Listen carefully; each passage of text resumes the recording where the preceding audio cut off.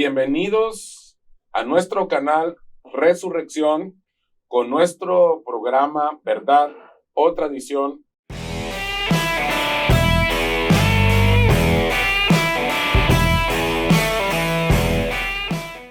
Desde Puerto Vallarta, Jalisco. Sean todos bienvenidos y hoy vamos a ver un tema muy interesante. Un tema que durante muchísimos años, siglos pudiéramos decir, es un tema que la iglesia ha confundido y vamos a estar hablando acerca de la diferencia entre ser salvo y nacer de nuevo.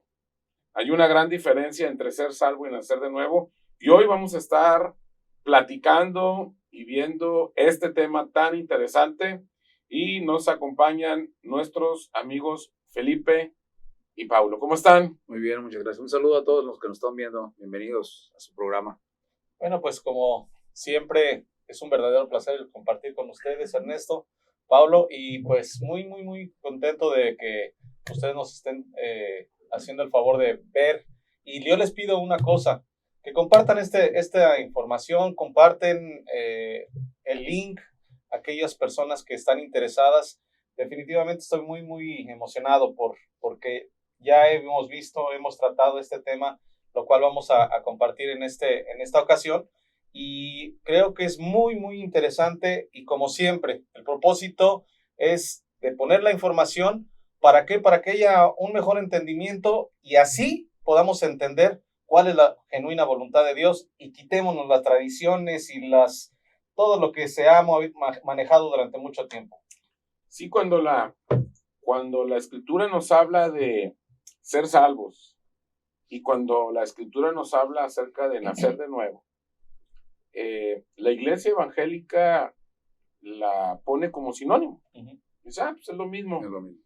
Ser salvo, nacer de nuevo, y dice, no, pues es exactamente igual, ¿no? Entonces, vamos a estar hablando de la diferencia porque esto nos va a ayudar a entender y a crecer, que hay una gran diferencia y si nosotros queremos crecer espiritualmente o si las personas que están escuchando nos quieren crecer espiritualmente, pues tenemos que saber la diferencia, ¿no? Como el dicho que dice, no es lo mismo la gimnasia que la magnesia. Así es. Sí, pues son cosas diferentes, ¿no? Bueno, vamos a empezar comentando que la iglesia evangélica fue muy impactada por una doctrina que es la doctrina arminiana. Se debe esta frase a su fundador. Ahorita vamos a hablar de su fundador. Entre las cosas que esta doctrina arminiana se pone en una posición de que yo tengo que creer para ser salvo. Eso es una enseñanza que se comparte mucho en las iglesias evangélicas. Tienes que creer para ser salvo. El arminianismo es una doctrina teológica cristiana fundada por Jacobo Arminio. Por eso se llama doctrina arminiana, por su fundador, Jacobo Arminio, en los Países Bajos de comienzos del siglo XVII, a partir de la impugnación de la doctrina calvinista de la doble predestinación. O sea, la doctrina calvinista cree en la predestinación y la doctrina arminiana no cree en la predestinación, sino yo tengo que creer.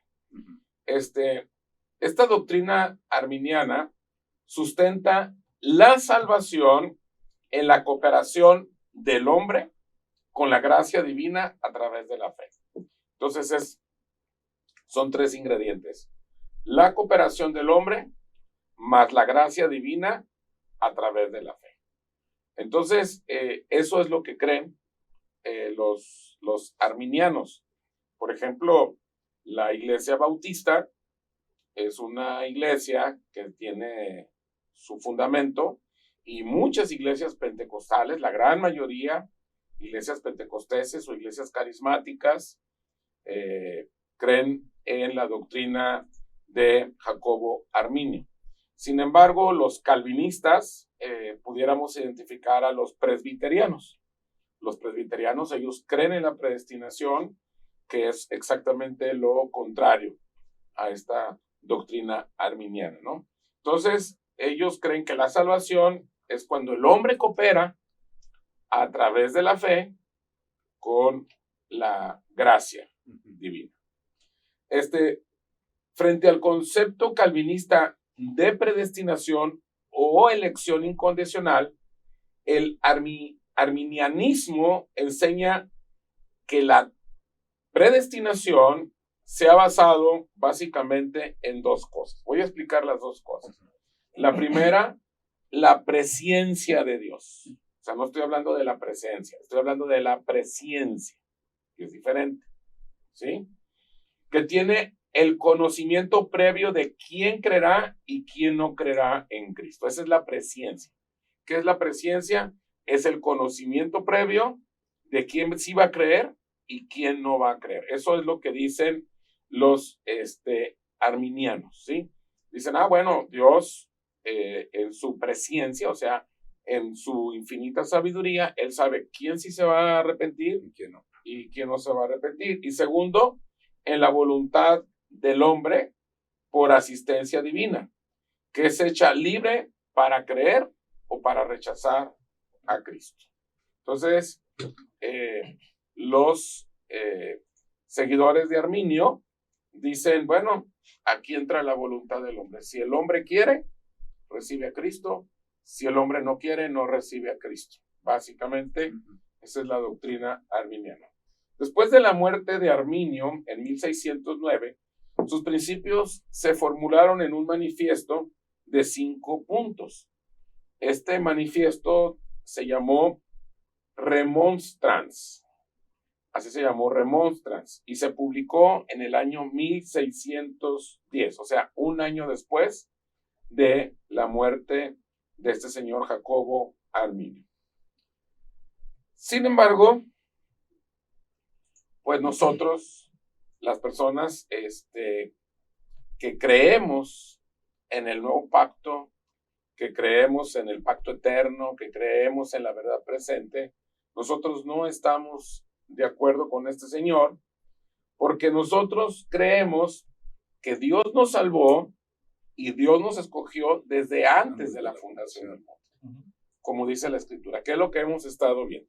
Hemos estado observando que desde antes de la fundación del mundo el Señor ya nos conocía, el Señor nos escogió, nos predestinó, nos llamó. Hay muchísimos pasajes, sobre todo en las cartas de los apóstoles, que hablan sobre este acontecimiento, que ya lo hemos visto pues claro, en repetidas ocasiones, ¿sí? Entonces, es importante saber que nosotros fuimos escogidos por Dios. Nosotros no lo escogimos a Él por decisión propia. ¿Me explico? Es algo que Él decidió, Él nos escogió, así lo dice el nuevo pacto. Entonces, fuimos escogidos por Él. Entonces, ahí ya hay una diferencia bastante sólida y bastante fuerte. En el momento en que nosotros entendemos esta salvación, porque ya somos salvos y predestinados desde antes de la fundación del mundo, nos empieza a cambiar el concepto. O sea, yo no lo escogí, sino Él me escogió, Él me predestinó. Entonces, yo empiezo a entender las cosas desde otra perspectiva. No sé si me estoy dando a entender. Sí, es como si te llegaran y te notificaran a ti, que eso es lo que hizo el Evangelio, ¿no? Vino y nos notificó una verdad que ignorábamos, ¿no? De que fue así, de que antes Él nos predestinó sin que hubiera lo que decía Jacobo Arminio, ¿no? De de Dios sabía quiénes y tenía ahí que ver la intervención de la fe, tenía que ver la intervención la voluntad del hombre, y aquí ya se rompe todo eso. Sí, porque es Él el que escoge. Así. Lo hemos visto en programas pasados, que no es del que quiere y corre, sino de que el que quiere, punto. ¿Sí? Entonces, esto no tiene que ver con doctrina pentecostal o con doctrina bautista. Esto tiene que ver con la esencia del Evangelio.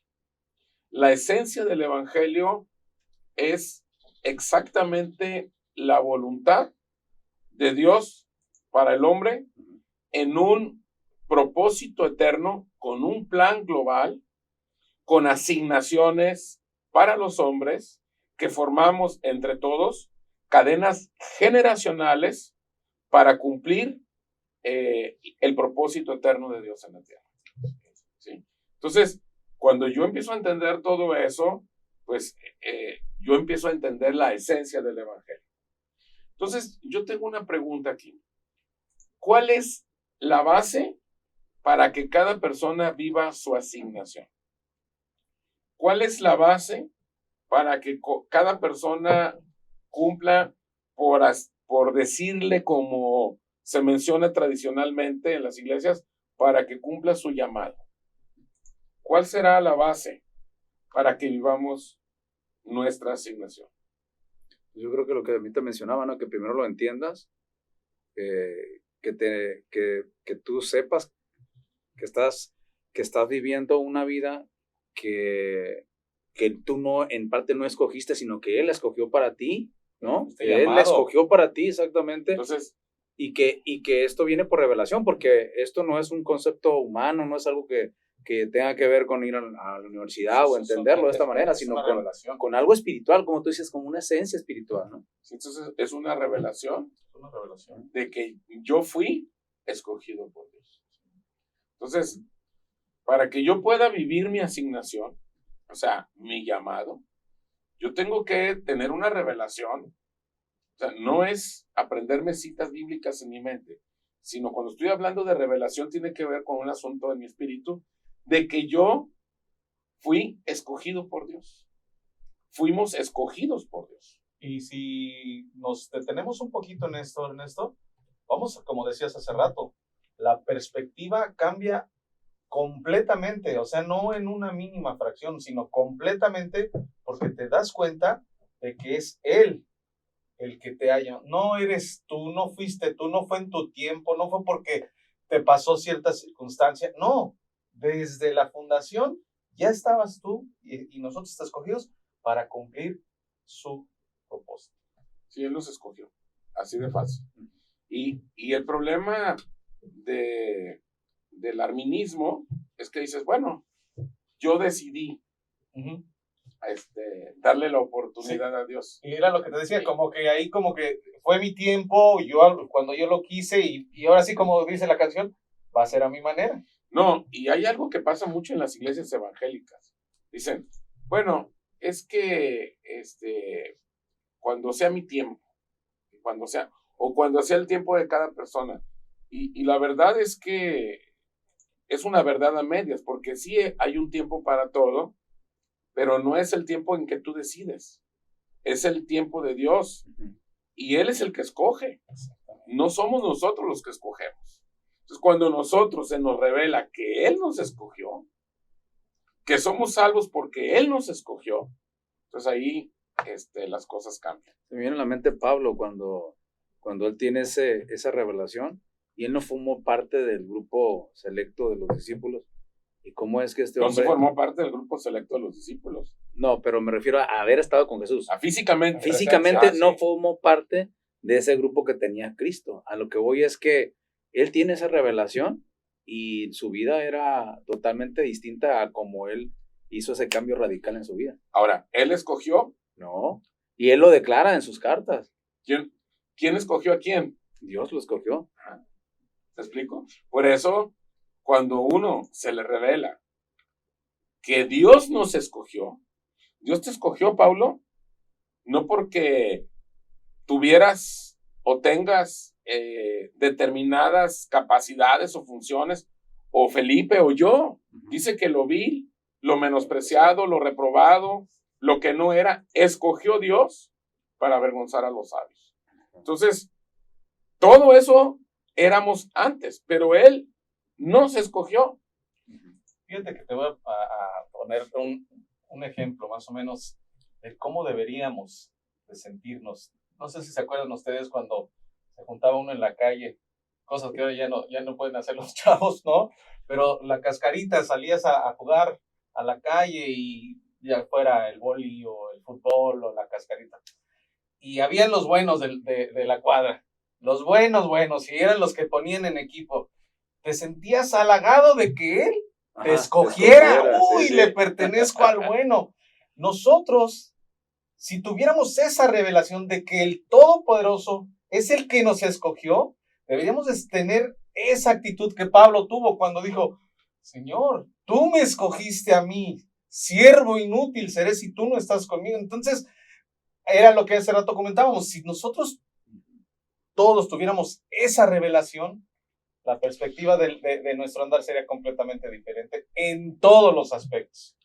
Por eso no vivimos nuestra asignación. Así es. Porque traemos una doctrina donde creemos que nosotros lo escogimos a él. Y que va a ser a nuestra forma, a nuestra manera, en nuestros tiempos, y ahí cuando tenga chance. No, y le estoy haciendo un favor a Dios. Sí, exacto, sí. Porque ahí entra ya mis méritos. Eso es lo que yo quiero. Porque ahí entran ya mis méritos también. En cierta manera ya está entrando ahí lo que tú decías, pues ya me apoyo en mi habilidad, en ciertas, los dones, talentos o qué sé yo, lo que sé que tengo y que puedo aportar a la sociedad y que se escucha bonito porque pues, al fin y al cabo, todos tenemos dones, todos tenemos talentos. Mira, Dios, me voy a sacrificar en no ser el cantante o el artista o el empresario o el hombre de dinero en el mundo por servirte a ti, ¿eh? Te voy a hacer el favor. Sí, exacto. ¿Ya? O sea, te voy a dar chance, pues. Pero no funciona así. Él es el que escoge. Así es. Ok. Entonces,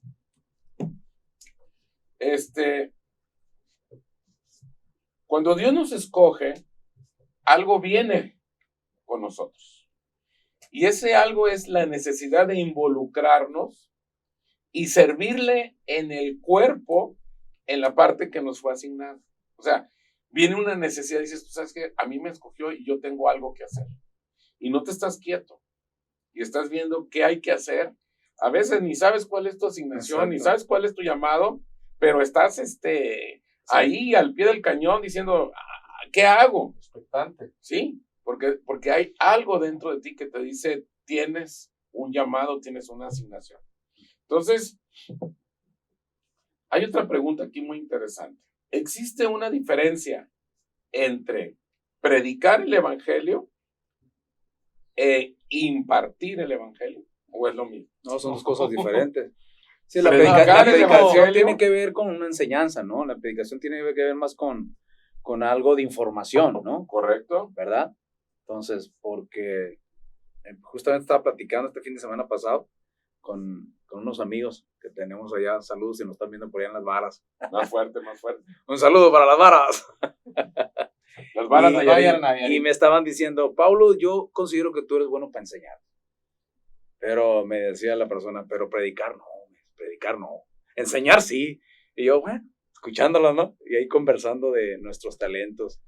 Y es que él es músico también, y la esposa de él también enseña, ¿no? Y ahí estábamos platicando.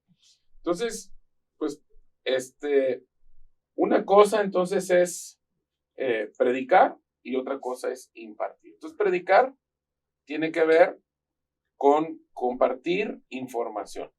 ¿Correcto? Así es. Es simple y sencillamente comunicar la información, darla, pero la impartición ya no es un asunto de cartas, ya no es un asunto de un mensaje. De un mensaje, algo en redes sociales, sino impartición ya tiene que ver con estar con la persona y que la persona te pueda transmitir lo que esa persona es. Y cuando nosotros tenemos una intimidad con Cristo, entonces Él ya nos imparte.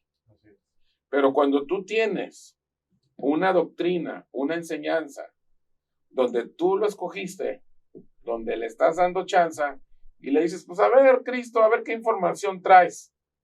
Y tomo lo que me gusta y lo que me conviene y lo que no lo acomodo a lo que yo necesito y a lo que yo creo. Y desafortunada y tristemente, esa es la manera en que tradicionalmente se ha estado impartiendo durante tantos años. Y te lo digo yo porque me pasé muchos años bajo esa enseñanza y tristemente se forma esta información, en tu chip, que así es. Yo te voy a dar, espérame tantito. ¿tú qué le vas a dar si todo lo que tienes Él te lo dio? Si estás donde estás porque Él te puso, porque Él te llamó, porque Él te escogió. Entonces, híjole, muy interesante. Continuamos. Muy, muy, muy interesante. Entonces, la impartición es algo totalmente diferente. Nosotros no somos salvos por aprender. Nosotros somos salvos porque resucitamos. Estábamos muertos en nuestros delitos y pecados y Cristo nos dio vida. Entonces, no somos salvos por aprendizaje. No somos salvos porque nos enseñaron. Somos salvos porque resucitamos.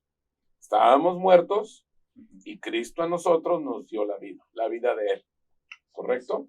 Entonces, vamos a mencionar algunos versículos que hablan de salvación, porque estamos enseñando la diferencia entre ser salvo y nacer de nuevo. Entonces, ahorita estamos poniendo los cimientos de qué es la salvación, ¿correcto?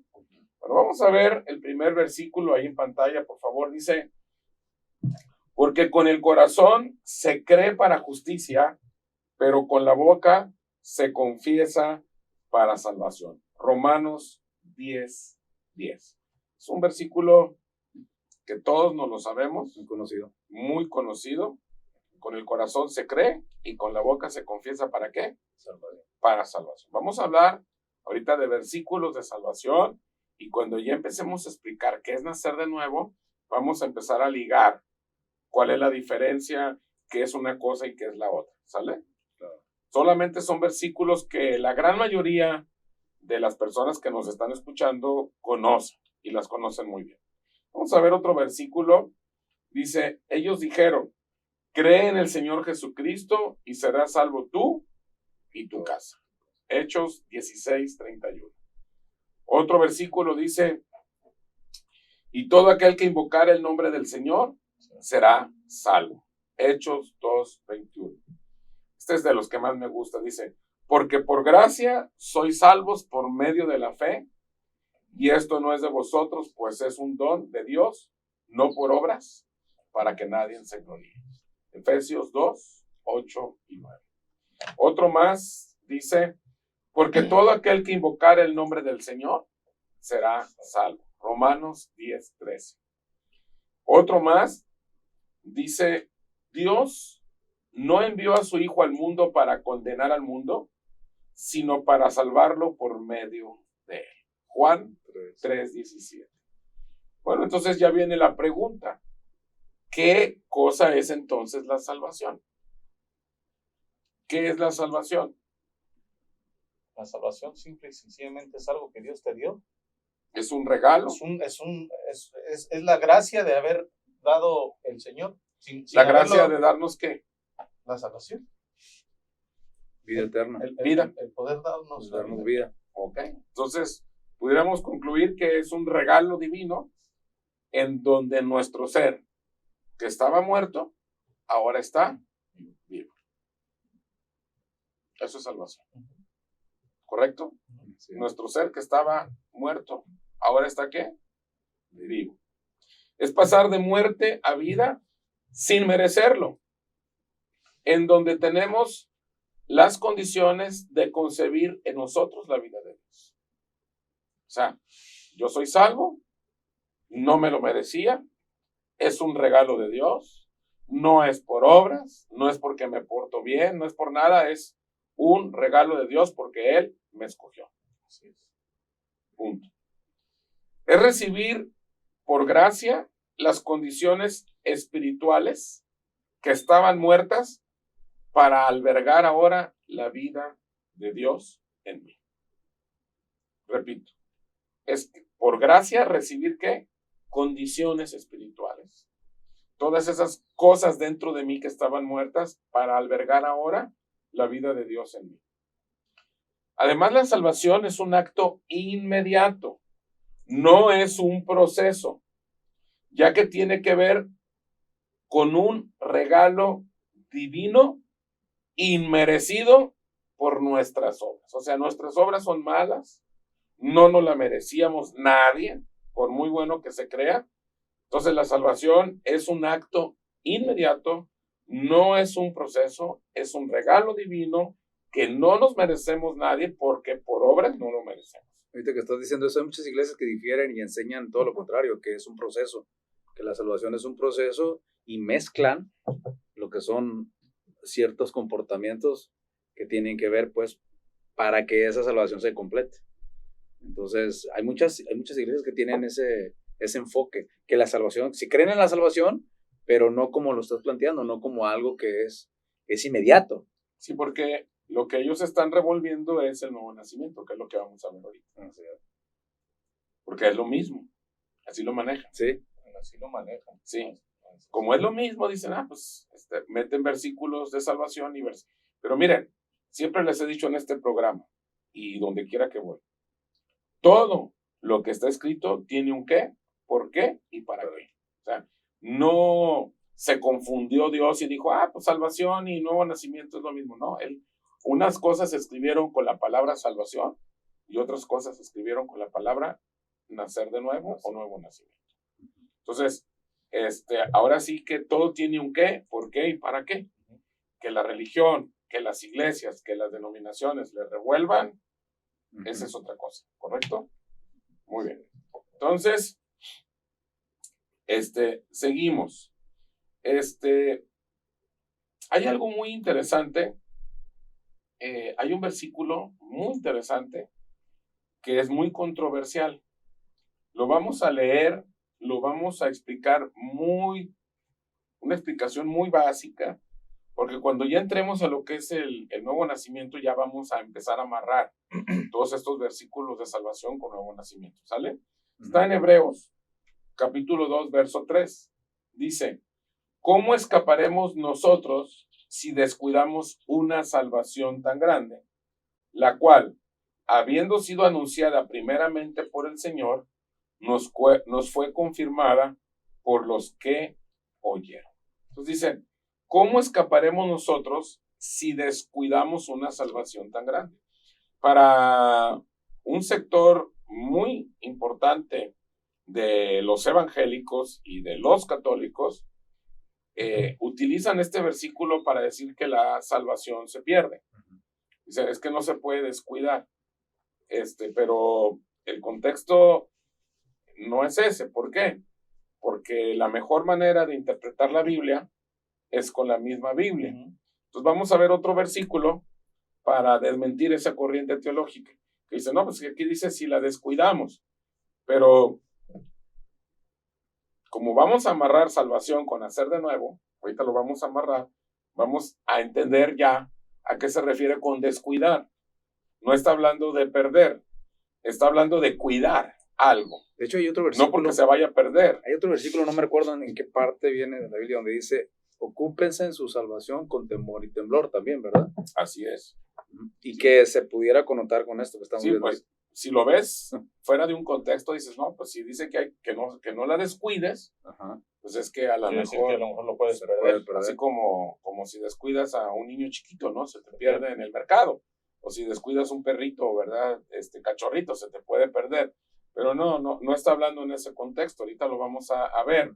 Pero para afianzar el tema de la seguridad de la salvación, vamos a leer ahí mismo en Hebreos, pero ahora el capítulo 6, verso 4 y 5 y 6 dice, porque es imposible que los que una vez fueron iluminados y gustaron del don celestial y fueron hechos partícipes del Espíritu Santo y asimismo gustaron de la buena palabra de Dios y los poderes del siglo venidero y recayeron, sean otra vez renovados para arrepentimiento, crucificando de nuevo para sí mismos al Hijo de Dios y exponiéndole a vituperio. ¿Qué es lo que está diciendo? Dice, es imposible que los que fueron iluminados, o sea, que los que son salvos, es lo que está diciendo, que gustaron, que participaron, que oyeron la palabra,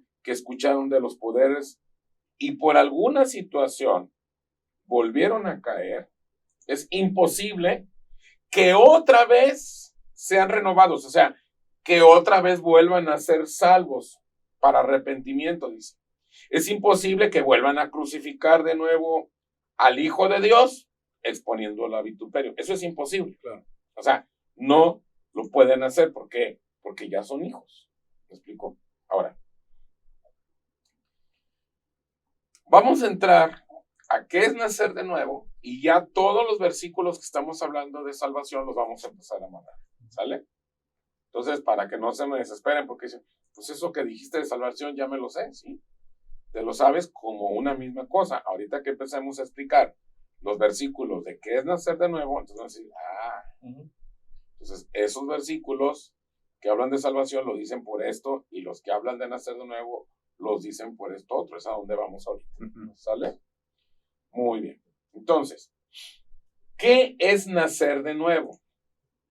Nacer de nuevo es algo totalmente diferente, ya que tiene que haber fecundación y tiene que haber una etapa de crecimiento.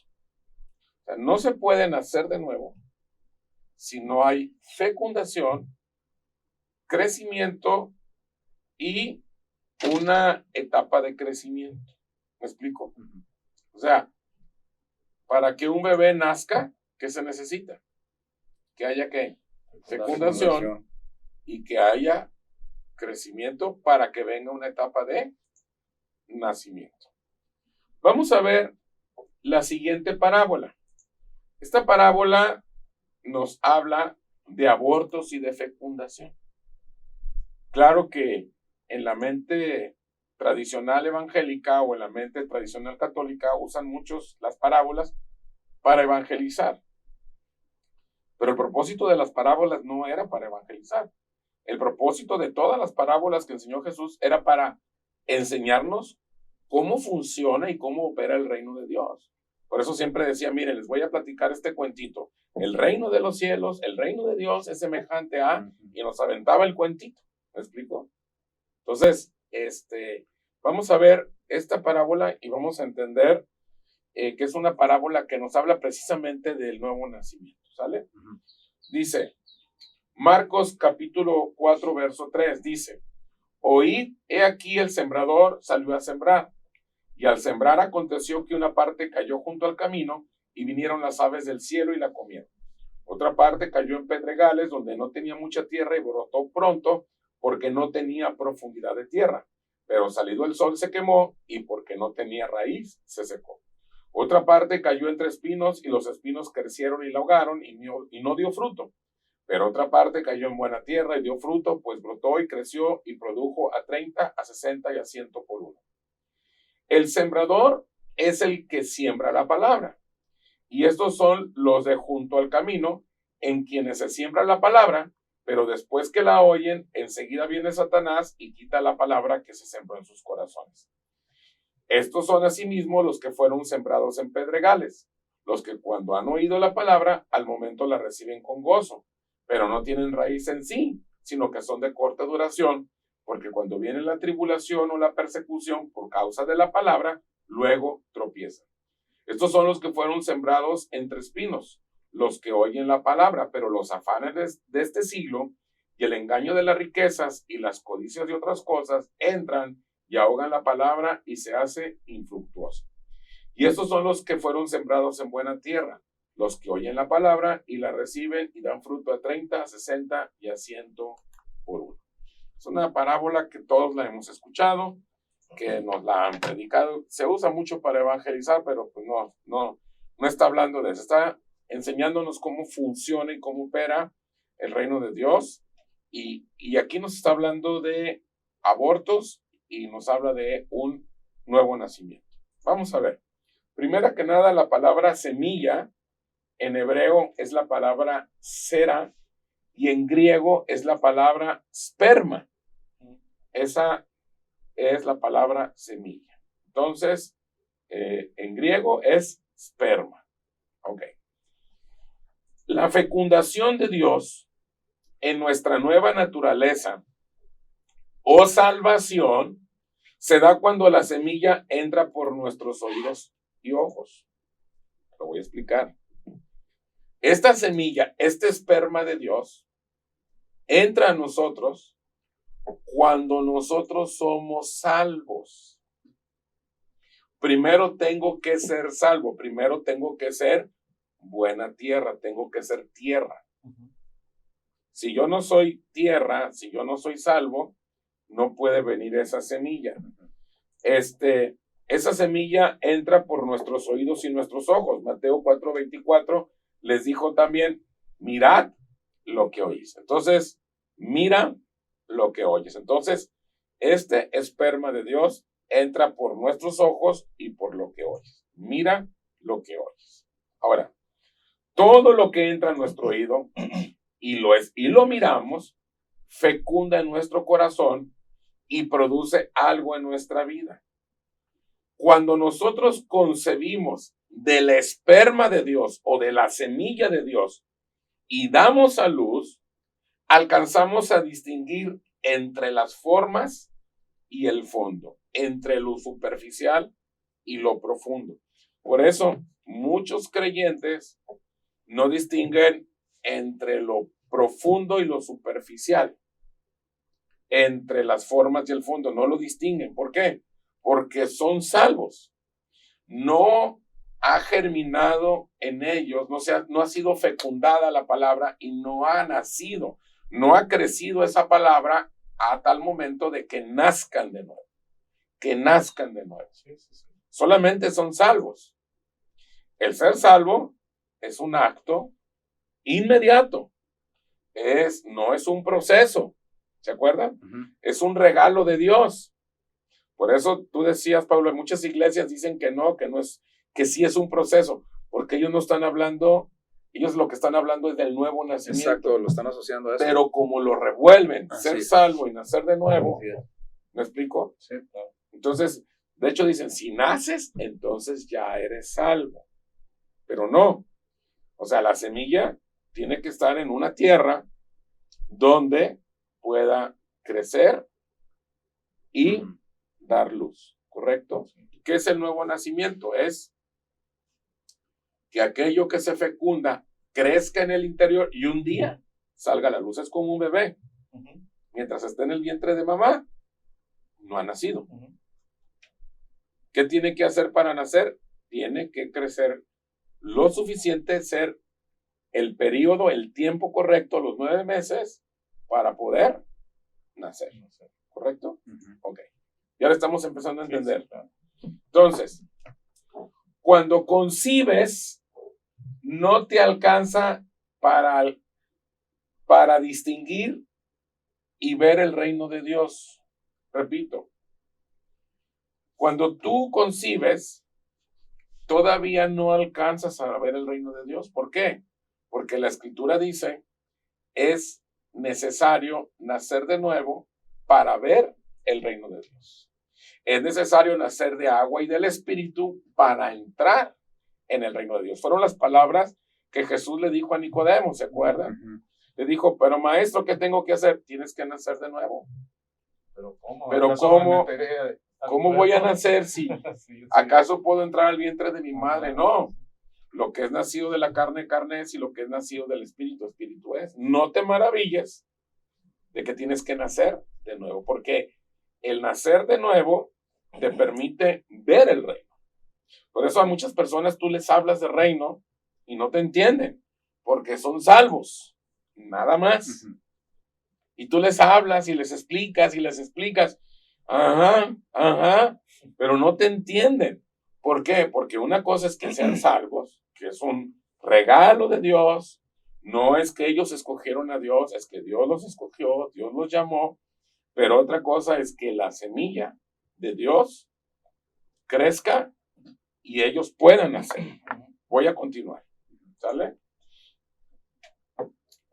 El nuevo nacimiento es lo único que existe para ver el reino de Dios y poder entrar en él. Para que se fecunde y crezca la semilla o semen de Dios en cada salvo, tiene que haber ciertas condiciones. O sea, esa semilla entra en los salvos y tiene que haber condiciones. Vamos a ver las condiciones para que la semilla de Dios fecunde a los salvos. Vamos a ver. Estábamos leyendo ahorita la parábola del sembrador. Vamos otra vez al versículo 4. Dice, y al sembrar, aconteció que una parte cayó junto al camino, y vinieron las aves del cielo y la comieron. Entonces, recuerda, la mejor manera de interpretar la Biblia es con la misma Biblia. Entonces, el verso 15 dice, y estos son los de junto al camino, en quienes se siembra la palabra, pero después que la oyen, enseguida viene Satanás y quita la palabra que se sembró en sus corazones. Esa es la interpretación del mismo Señor Jesús sobre esta parte de la semilla que cayó junto al camino y vinieron las aves del cielo y la comieron. ¿Qué dice? Se refiere a que se siembra la palabra, la oyen, pero después viene Satanás y quita lo que se sembró, ¿dónde? En sus corazones. Aquí la concepción o embarazo inicial es interrumpido porque Satanás quita de la tierra la semilla. Este tipo de interrupción lo pudiéramos llamar como un microaborto. ¿Me explico? Entonces, aquí, este versículo nos dice, a ver, la semilla va al sembrador y parte de la semilla cae en el camino. Pero ¿qué es lo que pasa? Que viene el maligno y eso que cayó en la tierra se lo lleva las aves que son representadas del maligno. Son microabortos. O sea, son personas que ya son salvas, pero les avientas la semilla del reino y esa semilla no. Nada más se quedaron con la salvación. Por eso muchas personas no nos entienden. Y tú les estás hablando del reino y del nuevo pacto y del propósito eterno de Dios y de la verdad presente y tú les estás hablando de nuestra asignación y ellos dicen, no, pero yo me voy a ir al cielo. Sí, pero no te estoy hablando pero yo ya tengo a Cristo. Sí, ya sé que tienes a Cristo, pero porque nada más están viendo ese pedacito. ¿Por qué? Porque lo que les fue sembrado, vinieron las aves del cielo. O sea, vino el maligno y se lo llevó. Son microabortos. Son de las mismas cosas con las que batallaba Jesús con sus discípulos. De hecho, en ocasiones les decía que por qué no le entendían lo que él les explicaba y tenía que volver a agarrarlos aparte y explicarles, porque pasaba eso. O sea, estaba ese proceso de que abortaban. Bueno, en ese momento, cuando Jesús estaba hablando con ellos, recordemos que los discípulos no eran salvos como nosotros, porque Jesús todavía no había muerto ni había resucitado de la cruz. ¿Sí? Todavía no estaba como nosotros. Ahora, nosotros, por gracia, por medio de la fe, somos salvos. Es un regalo de Dios. No es algo que nosotros nos ganamos por nuestras buenas obras. Él nos escogió. Pero una vez que nos escoge, una vez que somos salvos, Él empieza a sembrar semilla. Pero ¿qué pasa con esa semilla? ¿Para qué es esa semilla? Para nacer de nuevo. ¿Qué es lo que va a nacer de nuevo? Él en mí. Él tiene que nacer en mí. Tengo que morir yo y Él tiene que nacer en mí. Por eso, en una de las cartas dice, Cristo en mí, la esperanza de gloria. ¿Sí me explico? Ese es el nuevo nacimiento. Pero para que venga el nuevo nacimiento, entonces es un proceso. Ahí sí ya es un proceso. Entonces ahorita estamos viendo la primera etapa de la parábola del sembrador. ¿Qué es lo que pasa en esta parábola del sembrador? La semilla cae en el camino y esa semilla vienen las aves, dice. Sí, dice, en quien se siembra la palabra, pero después que la oyen, viene Satanás y quita la palabra que se sembró en sus corazones. Aquí, este embarazo es interrumpido. Satanás quita esa semilla del corazón. Pudiéramos decir que esta interrupción, parafraseando, sobre lo que es el nuevo nacimiento, pudiéramos decir que es un microaborto. ¿Me explico? Sí. Muy bien. Es algo que pues, se interrumpe. Se nos está acabando ya el tiempo. Vamos a terminar esta primera parte sobre lo que es la salvación y el nuevo nacimiento. Y vamos a continuar en el siguiente programa hablando más específicamente y entrando más a detalle y entendiendo eso de cómo no descuidar esta salvación, etcétera, etcétera, ¿sí? Que son versículos que se quedaron con un comentario y con una explicación a medias, en el sentido de que tenemos que explicar qué es el nuevo nacimiento para poder amarrar toda la enseñanza. Nos despedimos. Pero a todos los que nos están viendo, si quieren enterarse en qué va a terminar la segunda parte y qué vamos a incluir, pues no se pierdan el siguiente programa. Inviten, por favor, como comenta Felipe, de que si algún familiar tuyo, algún conocido, no ha podido ver estos programas, pues es la oportunidad para que tú lo extiendas, lo hagas hasta así, esto. Saluda a las varas. Claro que sí, un saludo para todos los que nos están viendo de las varas. y que están allá con tu consejo, ¿verdad? Con tu amistad, dando continuidad a toda esta enseñanza, ¿verdad? Sí, claro que sí, estamos allá trabajando muy fuertemente con ellos y un saludo para todos aquellos. De hecho, están invitados estamos haciendo ahorita la invitación extensiva para, Okay. ¿verdad? Sí, muy bien. Pues, híjole, ya quiero tratar la segunda parte. Digo, no sé cuántos programas vayan a hacer en este tema. Yo creo que como unos 3, yo creo que nos vamos a llevar probablemente. Pues espero que la información que ha compartido Ernesto y que hemos tratado, sea con el único propósito de que haya una revelación, una diferencia, y que a partir de esto tu proceder sea directamente a la voluntad de Él y no a tu tradición, no a tu voluntad y no a lo que uno cree. Porque solamente cuando nosotros nos metemos a esa asignación, a esa voluntad, es cuando las cosas empiezan a caminar por donde debe de ir. Muy bien, pues amigos, estamos empezando este programa. La diferencia entre ser salvo y nacer de nuevo.